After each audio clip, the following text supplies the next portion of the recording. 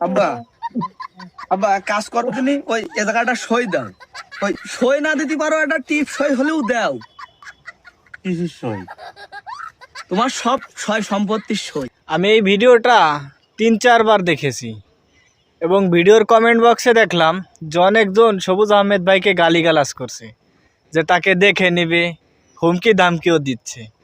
আসলে তাদেরকে আমি একটা কথা বলতে চাই, এখানে ভিডিওটায় কি বোঝানো হয়েছে?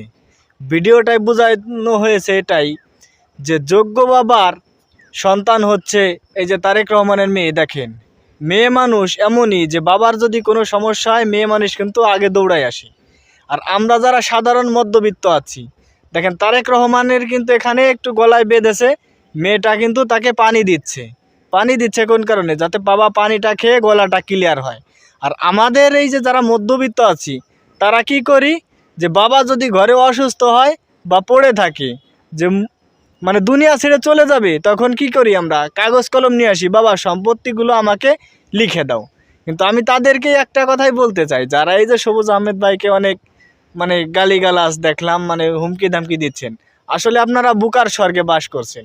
ভিডিওটা ভালো মতো দেখবেন, মাথায় কমন সেন্স একটু যদি থাকে তাহলে ভেবে চিন্তে তারপর একটা মানুষকে গালিগালাজ বা হুমকি ধামকি দিবেন।